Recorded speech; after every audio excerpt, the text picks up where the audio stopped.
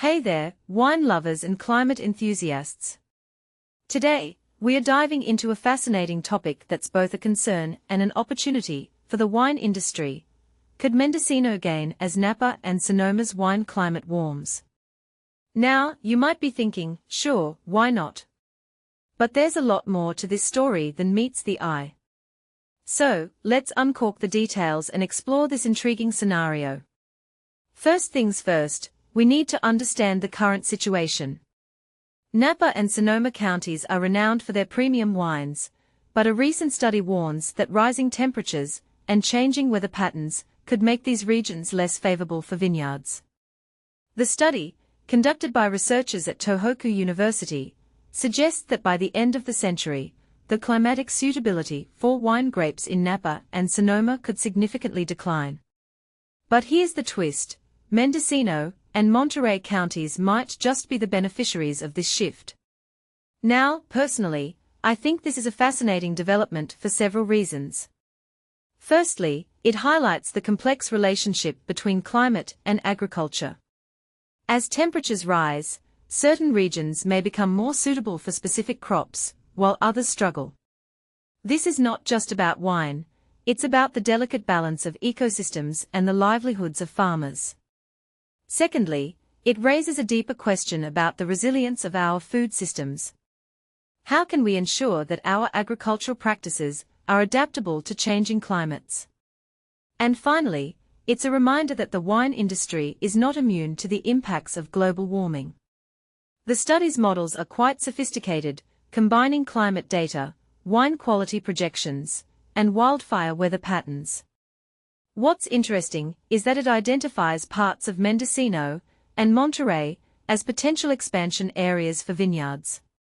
But here's the catch: while these regions may become more suitable for grapes, they also face increased fire weather danger. This is a critical detail that many people might overlook.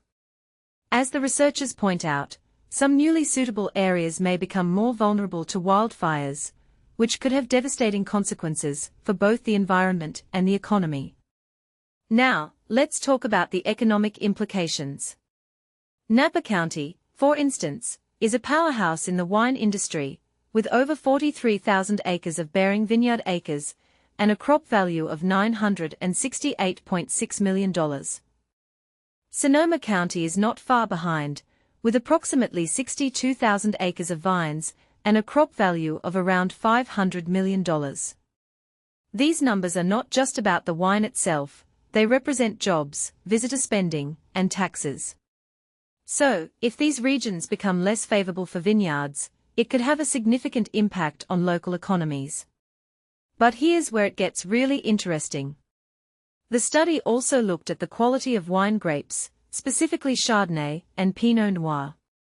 It found that Chardonnay tends to achieve higher quality in years without extreme fire weather, while Pinot Noir shows the opposite tendency. This is a crucial detail because it suggests that while some regions may become less suitable for certain grape varieties, others may gain an advantage. In my opinion, this opens up opportunities for innovation and adaptation in the wine industry. Now, let's address some limitations of the study.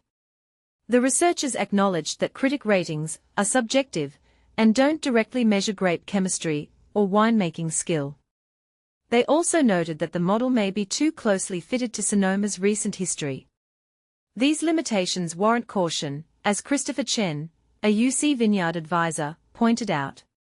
He emphasized the importance of temperature trends and water availability in Mendocino County, where conditions can vary significantly among different valleys. But here's the thing: even with these limitations, the study provides valuable insights. It encourages us to think critically about the future of wine production and the resilience of our agricultural systems. And it prompts us to consider the broader implications of climate change on our food and economy.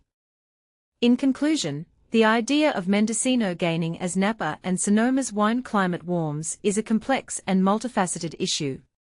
It's not just about the wine, it's about the environment, the economy, and the future of our food systems.